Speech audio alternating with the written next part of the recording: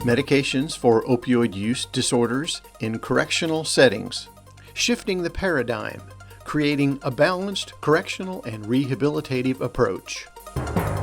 The Opioid Response Network is funded by SAMHSA to provide resources and technical assistance needed locally to address the opioid crisis. This video is part of a series to provide guidance on the implementation of medications for opioid use disorder in correctional facilities. Leading corrections and behavioral health experts present information on topics such as the use of medication, models of delivery, diversion, and linkages to care and community support. Dan Schatz and Tom Hill discuss stigma. Thank you all so much for coming to this important talk. Sometimes people think of stigma as, not a big deal. Why do I have to talk about this? But in my opinion, it is the biggest deal. It's the front door that people have to come through. So without addressing stigma, we can't even get to everything else. So we have a lot to cover today. They're kind of short presentations. First, I'm going to actually talk about something called trauma, or ACEs, adverse childhood experiences.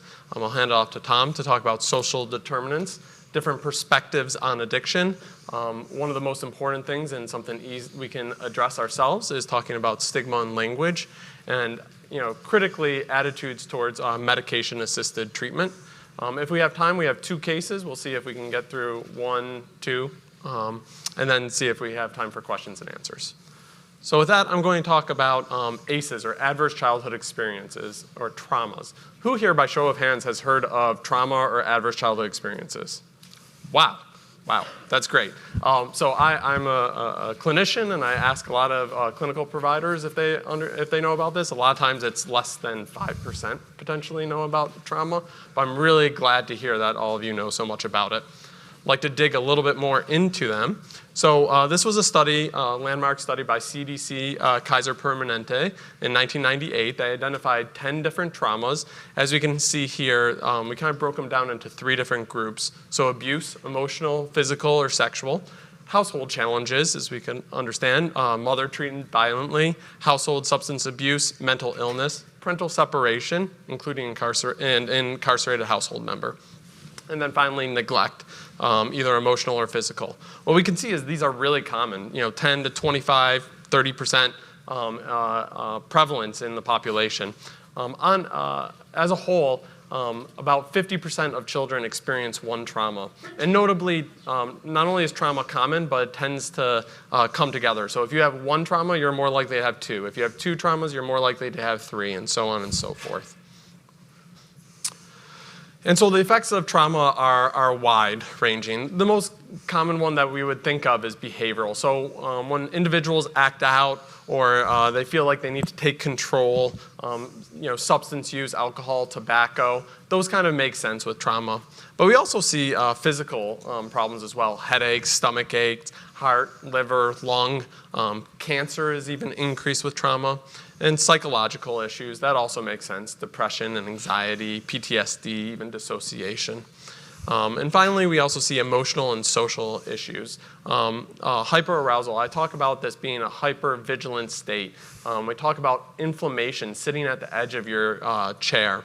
I think the Wall Street Journal actually just came out with writing about some study that was performed, saying that our average human body temperature has dropped about 1 degree Fahrenheit, and they attributed that actually to decreased inflammation, that there's less stress. Well, you want to know who's not having less stress? These people that are, these individuals that are having trauma. And so what we think is they're kind of in a constant fight or flight action. They have to fight for themselves, and they aren't used to people going out of their ways to help them, and they're suspicious of that. So one of the most important ones, I think, is difficulty forming relationships, and that's something that we can internalize and think about ourselves. And so again, we see that this is wide-ranging. We see increases in diabetes, in cardiovascular, and that's for controlling for smoking and other cardiovascular risk factors like high cholesterol and stuff like that, and stroke. We even see rheumatological issues. So that's things like lupus is even increased with people with traumas. And specifically, since we're talking about substance use, we see a cumulative effect. So having 2 traumas is worse than 1, having 3 traumas is worse than 2, and so on and so forth. By the time you get more than 4 traumas, you have a 600% increase in the odds of problematic drinking, 550% increase in the odds of using illicit drug use. Sometimes when I talk to individuals, I'm surprised that they don't have more going on, that they don't have more substance use or more issues that have occurred when I see numbers like this. And what we see, again, on the right here, that's a percentage who have injected drugs is on the y-axis, and then on the x-axis is the cumulative trauma score. And we see this stepwise association. That really leads to more of a causation rather than an association. Okay, so we really think there is something about these traumas that are increasing the risk of drug use. And what we see is that pattern consistent with a lot of different outcomes. On the left is we see the life course of trauma. So it is experience in childhood, not up to them. We see disrupted neural development. Even on biopsies, we'll see differences. We'll see social, emotional, and cognitive impairment. Ultimately, adoption of high-risk behavioral behaviors, and disease and disability and early death. To the point that if you have 5 traumas or more, you die 20 years earlier than those with no traumas. That's devastating numbers to me. And so, again, happy to hear that many of you know about traumas here. I think we need to continue to talk and bring this to the foreground. And so here's an MRI, fMRI image of someone's brain, not to spend much time on this, but on the left is a healthy brain. On the right is someone who's been exposed to a lot of trauma. What we can see is at the top of the chart is the front of the brain. That's where executive function comes, and we see a decreased usage there. We see uptake. This is consistent with someone also who uses substances. So a lot of times substance use is a coping mechanism for the trauma. And at first it helps them deal with it, but later they become addicted and they're just trying to use that to get back to where they were before. It's kind of cumulative. And so trauma leads to a lot of senses of being blamed and judged, like it's their fault. A lot of times when I talk to, in my field, they're my patients, I try and decrease the burden on them, say, hey, of course you make your own decisions and you have some responsibility in this too, but you should recognize that there's a whole other set of factors that increase the likelihood that this might have happened. And I think that alleviates a little bit of the burden on themselves and have a framework for where this all came from. Obviously, it's criminalized, so a lot of people end up in prison or jail. Which unfortunately kind of continues the trauma. So a family who has somebody separated for substance use, now their next child is also exposed to trauma. It's pathologized. We think of them a lot of times as someone who is not normal, as opposed to an individual person who has substance use. It's patronized and isolated is a hallmark of addiction. They don't want to be exposed to everybody else. It's stigmatized, so they don't want to talk about it. And ultimately, that leads to increased death because they might be using and overdosing when someone else isn't there. So I'm going to go through these next 3 slides pretty quick, but this is some research that I did, so of course I want to put on the slides, and also has to do with what we're talking about. and also has to deal with what we're talking about. So the next 3 slides will be set up the same way.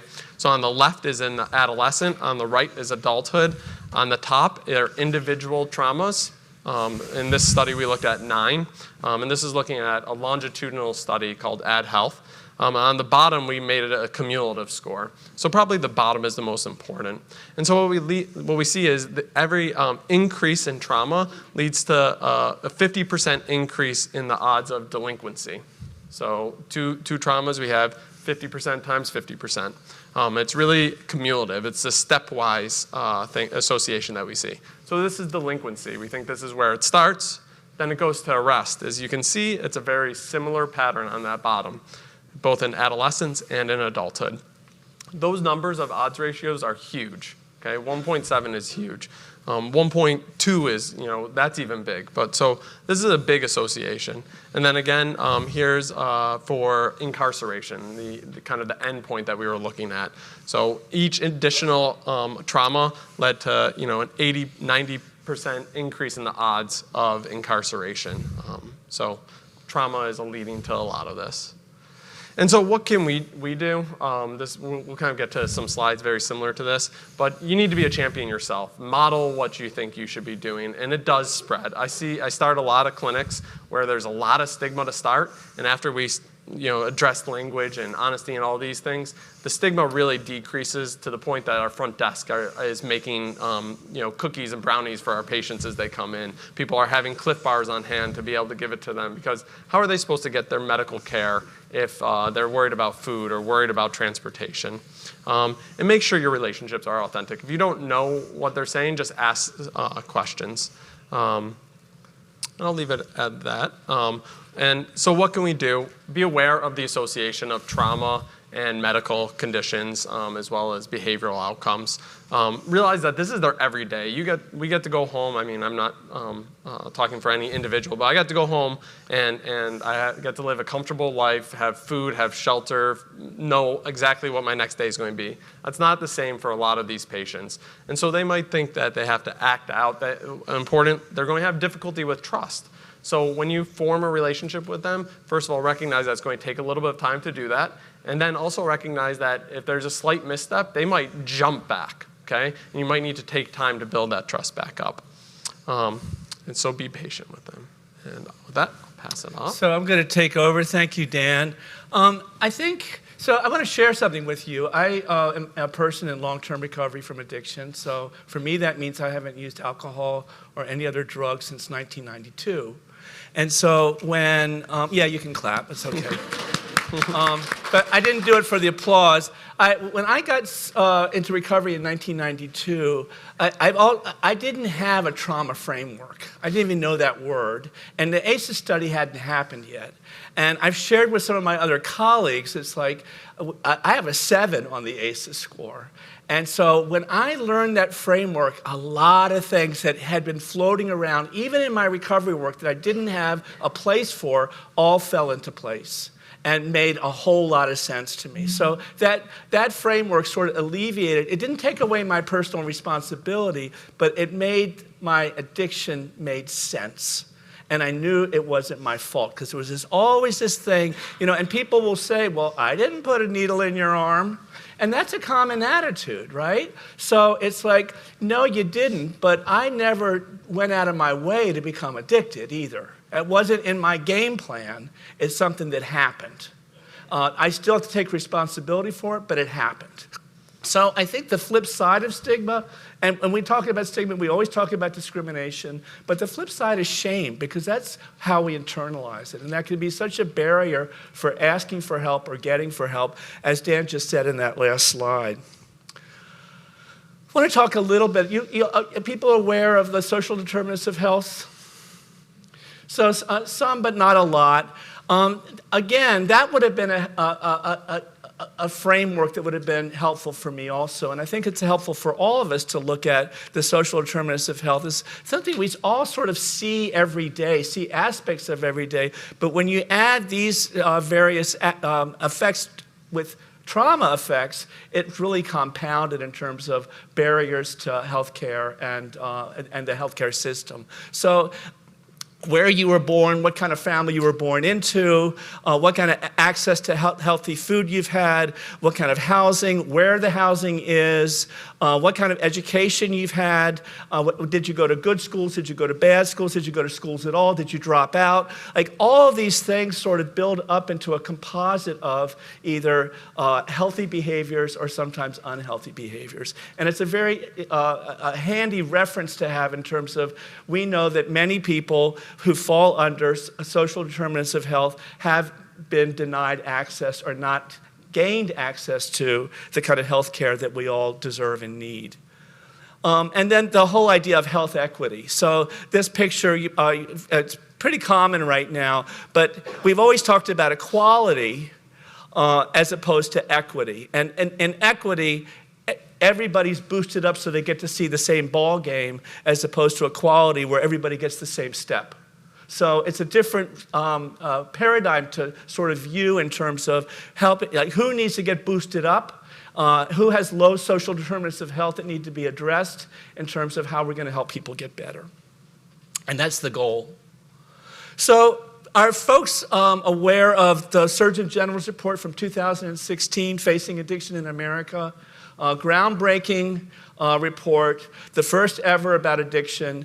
The slide drops off, but it defines addiction as a well-supported scientific evidence shows that addiction to alcohol or drugs is a chronic brain disease that has potential for recurrence and recovery.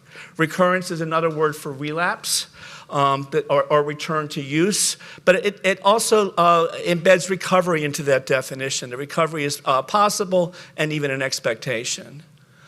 But it also, it breaks things down. So it moves addiction from the idea of a moral failing to a brain disorder, big shift. From the highest ranking surgeon in the land saying this, moving from a chronic to an acute to a chronic condition. So that's addiction was always treated as an acute condition. We know now that that was probably not a good idea because it's a chronic condition and needs to be treated as such. Moving to public health strategies, dropping old stigmatizing language, we're going to talk about that in a minute, and developing new terminology, and developing science that informs policy and practice. So often in certain communities, I'll talk to people and they'll say, well, I don't believe in medication. And it's like, well, it's not something you believe in or don't believe in. It's science. Like, you can't not believe in science. This is a really good seminal report for that. So besides that a definition, other people have been weighing in with a slightly different perspective, but I think still talking about that chronic condition. Sally Satel says, she's a psychiatrist, says people discover that opioids are an excellent short-term balm for existential maladies like self-loathing, emptiness, erosion of purpose, and isolation. All things we talked about with the ACEs scores. Years of heavy use condition people to desire drugs as the first stab of distress. After so much time spent damaging themselves, their families, and their futures, a new layer of anguish has formed over the original bedrock of misery, urging onward the cycle of misery and relief. Surely people don't choose to be addicts, but that's not what they are choosing. What they want is relief. Does that make sense to folks? Gabor Mate says that any behavior associated with craving and temporary relief and long-term negative consequences, which don't matter when you're in the throes of addiction, the long-term consequences, negative or positive, are meaningless, and that the person is not able to give up. And that people use substances to self-medicate to soothe their emotional pain. But more than that, their brain development was sabotaged by their traumatic experience. So remember Dan showed that picture of the brain, before and after, or the healthy brain and the traumatic brain. There's pictures of the addicted brain the same way. So we're talking about actual brain chemistry changes that happen both as a result of trauma and as a result of repeated substance use. And then finally, Dr. Vincent Folletti, who oversaw the ACEs study, says the current concept of addiction is ill-founded. Our study of the relationship of adverse childhood experiences to adult health status in over 17,000 persons shows addiction to be a readily understandable, although largely unconscious attempt to gain relief from well-concealed prior life traumas by using psychoactive materials. So these three experts are sort of dissecting this idea and really presenting a paradigm shift. So that when you have this information, it's very difficult to talk about personal blame or shame or all those things. It's very difficult to point fingers when we have some scientific evidence that shows how this happens in people's experience and in people's brains. So we're going to talk about language very briefly. We could do a whole day workshop on this. And people always sort of roll their eyes and say, it doesn't matter what we say. And I say it really does matter what we say and how we say it. Because as our thinking evolves, our language needs to evolve with it. And if we're using old language to convey new thoughts, it ain't going to work. So William White, who's an addiction treatment historian, says that for 2 centuries, addicted and recovering people in America have been the object of language created by others. And Don Coyas, who is the founder of White Bison, which is a Native American recovery organization, says words are important. If you want to care for something, call it a flower. If you want to kill something, call it a weed. So this is a chart, and this chart is out there in the public lexicon. It's in various forms right now, and it's really, really helpful because what we're talking about is going to person-first language. So, and this is nuanced, right?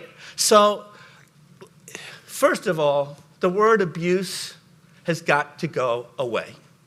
We've been talking about this for 20 years. Everyone still lets it slip into their vocabulary. Our institutions have that embedded in the names, and it's a problem. Because abuse, if we go back to the ACEs study, what does that word mean? And what does that word mean for people who have been abused as part of their trauma and now are called abusers? Not really a good use of language there, right? And if we're trying to pull out the negativity aspects of being addicted to alcohol or other drugs, the word abuse is not only not very accurate, but it's also damaging. So think about that. And the other, so we say people with substance use disorders, people in recovery, people with justice involvement as opposed to criminal, felon, convict, offender, I hear a lot. And I know those are words you use a lot, but I'm asking you not to not use them, but to start thinking about when you use them, what kinds of meanings they're conveying when you call somebody an offender, right? Because you're not talking about a person who did something, you're labeling them with an idea that is not something that they created for themselves. Another thing I hear a lot is clean and dirty urinalysis. And it's so easy to say positive or negative, but we're so used to saying clean and dirty. But when we call something dirty, what are we saying? And so I think just thinking, it's like taking a moment to think about the words we use, and are they damaging or are they life-fulfilling is a good barometer to think about when we're using language. So as we're moving away from this idea of blame and shame and moral failures and bad people, we need to sort of have a language that reflects. Does that make sense to folks? And you know how difficult that is, right? You know how difficult it is to change that we're talking about a culture shift here. And it's with the public, it's with the media, but it's also in our professional roles. The other thing about this is, a lot of times people who are using drugs or people in recovery will refer to themselves as an addict or a junkie, and that's okay because they're naming themselves. But as professionals, it's our job to role model the kind of language that we want them to reflect upon. So we don't need to correct their language, but we can role model it in a way that's more positive and that they can possibly pick up on. So this whole idea about stigmatizing addiction, as we know, carries over to medication, right? And I'm going to say it out loud so we can all hear it. It all goes back to methadone. It's years and decades about methadone, and it's largely based on myth, and it's largely based on superstition, but it is out there. So, and buprenorphine sort of came in close behind because it's a partial agonist, both because they're opioid-based, right? So because of that, people have sort of taken that idea and run with it over the years. And so the beliefs are held by practitioner, recovery community members, the general public, that medication-assisted treatment we call it drug replacement therapy. We also call it substitution therapy. So when we say drug replacement, we're basically saying that you're taking, not a medication, you're taking one drug and substituting it for another. But this is like official language that we use. We talk about it as a crutch. We say you're getting high, you're cheating recovery, and we say that it's not abstinence-based, and I'm going to take some issue with that in a minute too. So you all are familiar with all this, right? But that's what we're up against. And we're trying to sort of pull people on board with what we're doing. This is a culture shift. So the good news is that things are changing. And even in the past 5 years, things have changed enormously. And I will just point out too, in this list, a lot in the recovery community, and I think through the field, a lot of it is 12-step based. Now, I've been practicing 12 steps for 27 years, so I'm not bashing the 12 steps, but I know that it's not for everybody. But I also know that Narcotics Anonymous does not take a great view on medication and has treated people on medication as second-class citizens. You can come, don't talk, don't share, and you're not allowed to take leadership positions. So what does that mean for somebody coming in those doors? Is that welcoming? Absolutely not. And those attitudes have prevailed over the years, sometimes more hostilely than others, but it's always an undercurrent. And I don't know that that's ever going to change. But there are alternatives to 12 steps that people can access now. I will also say that for people, like I know people on methadone for years who have experience stigma and discrimination on every level. So they internalize that. They don't share it. They don't tell their families. They don't tell people at work. It becomes a secret. And we know that secrets are not the best thing to be holding in recovery. But they've been denied access to the recovery community as well. So that needs to be addressed. So one thing that we've thought about a lot is we hear people saying medication versus abstinence-based recovery. And I think that what we've come up with is a term called medication-assisted recovery, MAR, as opposed to MAT. And it emphasizes a commitment to engaging in recovery supports to achieve long-term abstinence-based recovery while using medication. So what I always say is you're using methadone or buprenorphine on doctor's orders, doctor prescribed, doctor dosed. You're not using opioids. You're not smoking pot, you're not drinking, you're not using methamphetamine, you're not using any mind-altering substance. You are practicing abstinence-based recovery. And I think we need to start using that language because we confuse people otherwise, and we do ourselves a disservice by pitting these two polarities against one another that are not mutually exclusive. Because you can be on methadone or buprenorphine or Suboxone and still practice abstinence-based recovery. Do you hear what I'm saying here? Do you believe that? I believe it, and I've witnessed it over and over and over again. The other thing is this conference is called Medication for Opioid Use Disorder because a lot of folks think that MAT is now stigmatized. So as our thinking has evolved, we're trying out new language in that area as well. And where did I put that? Is it time? What time yes, did we go till? It is. 10 minutes, great. So I wanted to talk about one of the most common pushbacks is this really trading one drug for another. I take care of hundreds of patients, and the first time I see them, I start talking about this. It's not changing it. One is you're getting it from a provider saying, hey, here you go, here's the prescription, you get it for this amount of time, we make sure it's safe, we're going to track how you're doing. But also, they don't feel high at points, they just feel normal. I also have a lot of residents who rotate with me, and so I have the patients tell me, hey, do you feel high when you take Suboxone or buprenorphine? And they say, no. They all say, no, I just feel normal, I can go about my day. There was one patient, though, who said, you know what? I get high on life again, and they're saying, I hear the birds chirping, the walk is more enjoyable, food tastes better, I have fun going out and playing basketball. The other things is my patients who have been in long-term treatment, a lot of them get employment. That's my favorite part of this, of treating substance use, is the relationships start improving. They reconnect to the people. And they're not getting incarcerated or going to prison as much. It's a treatment versus an all-encompassing addiction. So to say that those two are the same, it doesn't compute to me. It's not the same thing. They're completely different. The other thing I say is that this is really, the day that someone comes into my clinic to get treatment is the day they start talking about, hey, when can I come off of this? I don't want to have this crutch. I want to be able to do it myself. And so I tell them, long-term studies are always difficult to come by, but someone with opioid use disorder who's been on medication-assisted treatment, MOUD, let's go with that. Medication for opioid use disorders. Yeah, medication Not for assisted anything. Yeah. But if they stop buprenorphine, 90% will relapse by 1 year. Now, I'm not sure if that's the exact number, but the point is that there's a very high rate of relapse. So I let them know that, and not that everyone falls into that 90%. Some people might fall into the 10%.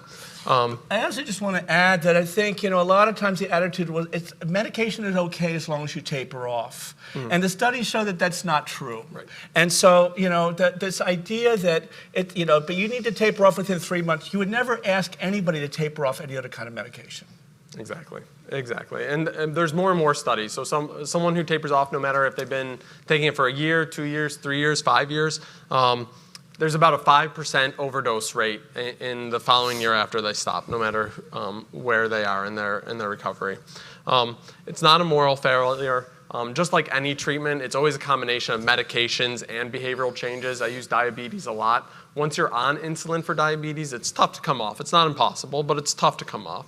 But also, it would be malpractice just to say, here's your insulin and you're done. No, you have to do exercise and diet. And likewise, it'd be malpractice to just say, hey, do exercise and diet, and they'll take care of your uncontrolled diabetes. It's a medication and behavioral treatment, and it's that combination. So when I give treatment, I also say, hey, it's important to be addressing some of the other issues in your life as well.